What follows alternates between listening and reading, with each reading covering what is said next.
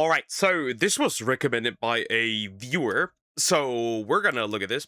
Also, please consider liking and subscribing. This is currently the best way you can help me, considering that I can't stream right now. So, yeah, thank you so much. I appreciate it. A farmer sprayed 1 liter of pesticide in between his legs. This is how his organs shut down. By Chubbyemu. I shouldn't laugh, but, like, this sounds so outlandish that I'm curious why he did that and how he did that, but mostly why he did that. Because just why would you do this? What demon rode you that you thought that was the way to go, that you thought you needed to do this? Anyways, we'll go in. A farmer sprayed 1 liter of herbicide in between his legs. This is how his organs shut down. PT is a 43-year-old man presenting to the emergency room with chest pain and scrotal eczema. He tells the admitting nurse that he could feel his heartbeat in between his legs because sores and strains. Heartbeat in between his legs? That sounds terrifying. But why would you do that? Was it accidental? It must have been accidental, right? He didn't just sit down and was like, yeah, actually, I'm gonna put that now in between my legs, right? Strange wounds started appearing there over the last several days, but all of that was because the medicine that he was applying to the area was working. PT was a farmer living in the country with his wife. One day, he had to sneak in his own house. It was 4 in the morning. He had too much to drink, but he told his wife that he was going out with the boys. As he creeped into his bedroom, he knew if he woke her up, he wouldn't wake up alive because he had been to a place and had an encounter that he shouldn't have had. PT. Wait, so he cheated? So he cheated on his wife. Well, my sympathy has significantly, dropped. I'm not that sympathetic anymore, that's for sure. Wow, though. PT's secret meeting that night came with what he believed was punishment from God. After the events of that evening, he thought he felt what was at first a dull burning sensation from under. He brought home an STD. He brought home an STD. We have discovered not the smartest candle on the birthday cake. The shaft crawling up just below his belly button every time he needed to urinate. But as the time passed, he was convinced that there was discharge present there. He thought he could see it, he thought he could smell it, but at other times in the day, he just wasn't sure if something was really there or if this was all just in his mind. Sometimes he'd scratch, and he couldn't stop scratching because the area would get itchier and itchier. One day, PT was in the field spraying herbicide to get rid of some weeds, and an idea popped into his head. He's gonna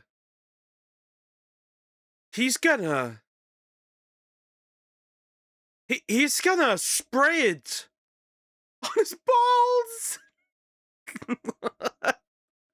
Well, that's one way to deal with it. That's certainly one way to deal with this. No! Sometimes when he'd really dig in, he'd sometimes end up with chips of flaked off skin in his hands. If plant leaves slough off when herbicide is applied and new foliage appears underneath, this is just like skin. So applying herbicide between his legs should strip away and exfoliate what's there, leaving layers underneath anew. He knew that for sure he had an infection in this area from his encounter that one night, so applying this should fix all of his problems, he thought. In the bathroom, PT took a I don't know what Wera was thinking, but he basically put set your balls ablaze. Small amount of herbicide and diluted it in water. He soaked a paper towel in it and started rubbing it all over the shaft, the scrotum, and the perineum. Because he couldn't see all the way in there, he took the tingling sensation he felt as confirmation that it was working. Some medicines you take 2 or 3 times a day, so he thought to apply this herbicide at the same frequency, taking 10 minutes per treatment. A few days. Bro, he was basically soaking his, bro. Well, we know that is one way to become infertile. Or, whatever you want to call it. That is one way, I guess. That is insane. So he basically decided that it was a good idea, okay? He basically decided it was a good idea to scrub his body with something that essentially is supposed to kill off weeds and like unwanted plant life. He is definitely not all that smart, that's for sure. Like, how do you even come to the conclusion that that is what you needed to do? Right? At this point, just fucking go to the doctor. Go to any doctor. It doesn't have to be your doctor, so nobody finds out. But like, though I wish he would have just been honest. That would have saved him losing his you know, possibly his fun toys, if you want to call it that. Yeah, that is kind of wild. That is kind of wild. That certainly is crazy. Into doing this, PT, in the shower, noticed something with his scrotal skin. It was painful, swollen, and starting to slough off. Clearly, his treatment was working. If 2 or 3 times a day was producing results, 4 times would be better. If 10 minutes works, then 20 minutes would clearly be optimal, as he started soaking his perineum in herbicide and putting a diaper on to increase contact time so that the chemical can do its magic. As the days pass, PT continues his treatment, but he starts to notice that his chest would feel tight. In between his legs felt tender. It even hurt to walk because the skin of his legs would rub together in that area, but that just means the herbicide is working. But finally, the hurt was too much. It was getting harder to breathe. This had been going on for at least 7 days now. PT went to an urgent... Imagine that. Okay, listen. Imagine you are explaining to your wife not only that you cheated, right? Imagine that, right? Not only did you cheat, but also you thought it was a great freaking idea to soak, right? You thought it was a fucking crazy good idea to put you basically soak your lower half with essentially pesticide. And you have to explain both of those things. Yeah, I just like take the easy way out. Care in the town nearby. They told him to stop wiping his groin in herbicide and to stop putting a diaper over it. They didn't know which herbicide it was, and they didn't ask. They concluded that it probably doesn't get through the skin, but they noticed some of the damage and injury that appeared there and washed and cleaned the area, telling him that things should be fine if he just stops applying the chemical there. But things weren't going to be fine. In the morning, PT woke up and felt like he was suffocating. The moment he got out of bed, the pain in his crotch was unbearable. His wife asked him what was wrong, but he didn't answer. He got into his car and drove himself to the emergency room, where we are now. Yeah, I'm not surprised, you know? I really am not. I'm not surprised that his junk is melting off. I'm not surprised, right? I'm not surprised.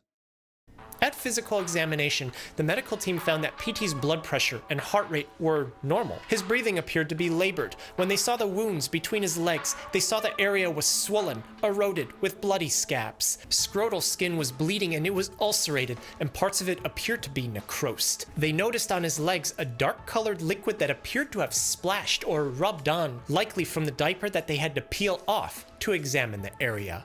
When asked what this was, he told the medical team what he had been doing over the last few days. When they asked him which herbicide it was, he showed them a picture of the bottle on his phone. Immediately, the medical team get a chemical test and obtain a sample of PT's urine. In the test tube, a deep blue color appeared, and this gives the medical team some clues as to what's happening. The deep blue color. Blue?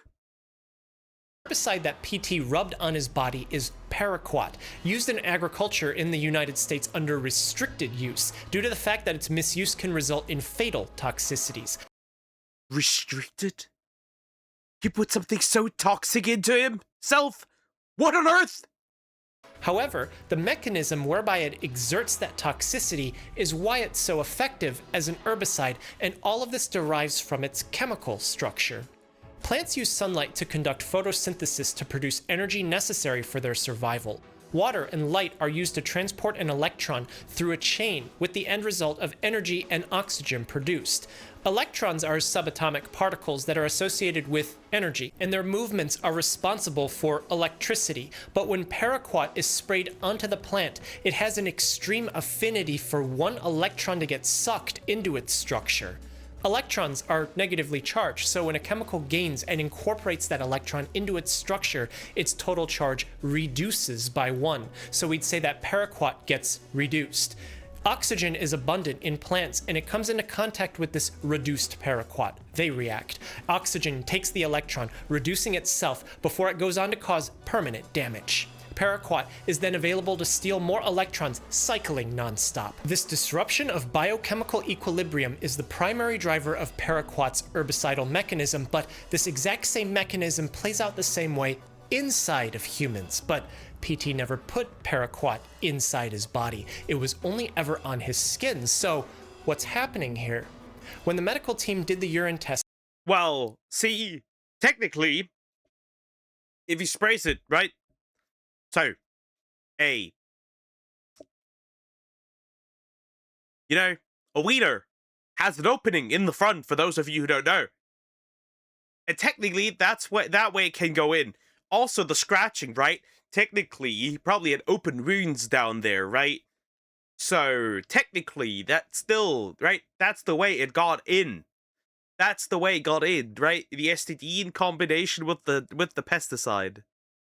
The deep blue color confirmed the presence of paraquat in the urine. This means that it isn't just inside his body, but that paraquat is floating around in his blood, so much so that his kidneys have started collecting and filtering it and excreting it in his urine. All of this meaning that PT's topical application of paraquat has resulted in systemic absorption. And because he soaked his perineum and his scrotum and the shaft in so much paraquat for so many days, the total amount in his body could be as if he drank it. The medical team take a blood test and find that PT's liver and his kidneys are shutting down. Thinking that there couldn't have been that much that absorbed through his skin, they elect to wash the area between his legs to give him some antibiotics just in case that those wounds are starting to get infected, and to rehydrate him and push water into his body so that his kidneys can function again. But it wasn't enough. The following day, PT complains to the medical team that the pain between his legs is worse than it was the day before. Despite the area being cleaned and no more paraquat present, the bleeding on all of those parts was more severe than before. But even worse, he tells them that it feels like a rubber band is being tied around his chest because he's struggling to breathe. The medical team noticed that his abdomen is now swollen, and another blood test finds that PT is going into multi-organ failure, and there isn't enough oxygen in his blood. This brings us back to chemical structure. Paraquat is a bipyridal herbicide, bi meaning two and pyridal referring to pyridine, a molecule that has high affinity for electrons. Another herbicide in this class is diquat. Funny how they've never mentioned the STD ever again.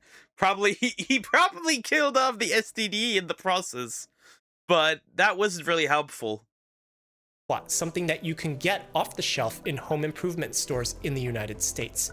Do you remember that oxygen in plants that reacts with reduced paraquat? Well, that pathway tracks in humans too. The resulting superoxide radical is reactive. Nature tends towards stability. When something is reactive, another way to describe it is that it's unstable.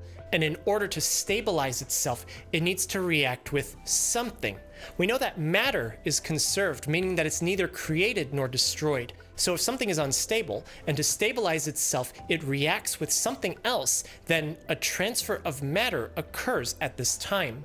For a biological system, a change in structural integrity out of the ordinary because of the actions of a reactive compound means permanent damage happening. It means that normal function can't occur anymore. But humans have innate stores of chemicals that can prevent damage done by superoxide and the hydrogen peroxide that results from it. These protective mechanisms can have a high capacity to function, resulting in the hydrogen peroxide getting neutralized into water, which isn't toxic. But when paraquat is in the body, it doesn't stop cycling electrons, creating huge amounts of superoxide and exerting oxidative stress. Protective mechanisms quickly become overwhelmed.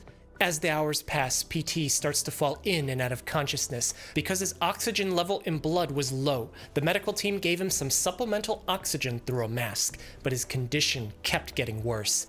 All of this telling the medical team that the severity of PT's poisoning is as if he drank paraquat, and it only takes a small sip of it to be fatal.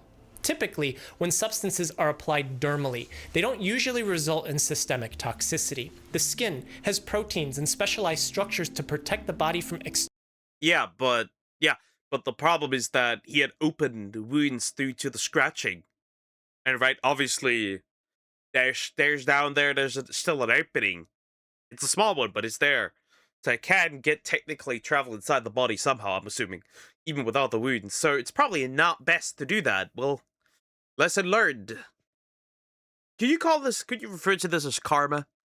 external pathogens, but PT's situation is a little different. The scrotum is highly vascularized, meaning that there's a lot of blood vessels and a large blood supply flowing through the region. Because it's slightly offset from the body in an effort to give gametes an environment to thrive that's cooler than body temperature, scrotal skin is thinner than the skin on the arms and the legs. Scrotal skin also has many folds and wrinkles in it, meaning that should the area not be properly dried before clothing is put on, liquid contact time can increase. But PT didn't just quickly rinse this area in paraquat. He immersed the shaft, the scrotum, and the perineum, applying a large... Yeah, right. He basically, if you want to go that far, he essentially bathed his balls in that stuff.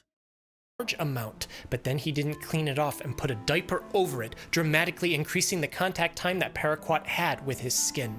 In a small science experiment, the scrotum was found to absorb creams rubbed on it at a rate 42 times more than when those creams were applied to the forearm, meaning that compounds can potentially absorb more through this area than anywhere else. And paraquat didn't just dry up and evaporate like water would, it stayed there until he applied it a second time, and a third time, and a fourth time, all in a single day, before he did it again the next. Paraquat absorbs through the skin, especially the kind that's known to absorb a lot. I feel my balls hurting now. I can feel the pain Of what's applied to it. But then the wounds started appearing. The area was ulcerated with blood scabs, meaning that when he did this reapplication, it was applied over damaged skin, creating additional opportunity for paraquat to leak into his body systemically. PT was placed on dialysis, where his blood was diverted to a machine so that it could be filtered and cleaned for him because his kidneys had completely shut down. The liver normally metabolizes and breaks down chemicals in the body, neutralizing them, but paraquat doesn't get metabolized. The only way to get it out of his blood is through the kidneys, but getting it out of the blood doesn't get rid of what's already absorbed into his organs. As paraquat reaches an equilibrium flowing back and forth between organs and the blood, the one place that it appears to be accumulating in PT's body is his lungs. You see, cells in the lungs are known to have a pump for a kind of chemical called a polyamine. Poly meaning many, and amine referring to a functional group involving nitrogen. These chemicals have many nitrogens, and they're involved in normal function in cells, and on lung cells, they purposely pump those chemicals where the nitrogens are separated by 0.6 to 0.7 nanometers. The problem is, paraquat is a chemical with two nitrogens separated by exactly that distance, meaning that in the lungs, paraquat is pumped in and heavily concentrated to the point where the amount in lung tissue is 50 times the amount in the blood. The lungs have no mechanism to pump this paraquat out, and as it enters cells, it cycles electrons endlessly, but the problem is made worse because of the function of the lungs. Do you remember that oxygen is involved in reacting with reduced paraquat? Well, the lungs are the first place in the human body where fresh oxygen is received from breathing in. If paraquat is ultra-concentrated in the lungs, and oxygen accepts the electrons stolen by paraquat, going on to start a cascade of massive cellular damage, then it means that PT's trouble breathing that's been happening for days before he presented to the emergency room is actually his lung tissue dying, with permanent damage being done. The body detects this and sends the immune system in, causing inflammation and even more damage, all at a time when paraquat stays concentrated in the lungs, continuing to cause damage, and it won't... This is a death sentence. This man is probably dying. What are they? What could they even do against this? They can't filter it out of his lungs. Won't stop until PT stops breathing. When the medical team realized that PT had paraquat in his urine, they sent a sample of his blood to test for the amount of paraquat present. Days later, the result returned. Paraquat ingestions were recorded with meticulous detail over several years, and survival probability can be determined based on paraquat level in the blood and how many hours post-ingestion the patient is. PT's paraquat level was 0.5 micrograms per milliliter, but his hours after ingestion was unclear because he didn't drink it, but rather dermal absorption became systemic toxicity. And because he was symptomatic for at least a day before he presented to the emergency room, he is well beyond 24 hours. As the day passes, PT was struggling to breathe, but the medical team couldn't give him too much oxygen because it would worsen his condition quicker.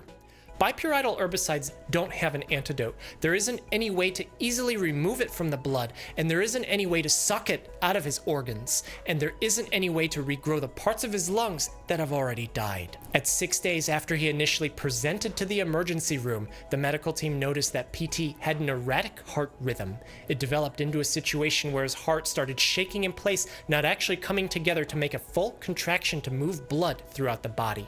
The medical team tried to do CPR to resuscitate him and to get his heart beating again, but they were.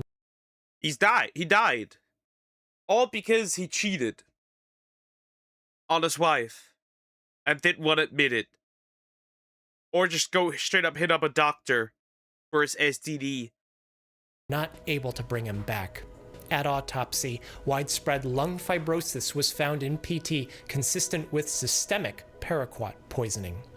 There's a wide range of herbicides out now. Some are not toxic in humans when ingested, but old houses, farms, agricultural areas in the United States will still use and have paraquat. Controls have been put in place to restrict its use, but around the world, this poisoning still happens, and often enough to be in the news a couple times a month. Thanks so much for watching. Wow, that's sad, terrifying, karma at the same time, but mostly really sad. It's like you had the opportunity to just go the normal way, and you refused, and you died. Anyways, that's terrifying. Yeah, don't rub chemicals down there, men. Men, I know we're stupid, but don't rub chemicals down there, on there, right? Anyways, thank you for watching. Please consider liking, subscribing, and I'll see you in the next one. Take care, guys. Bye bye.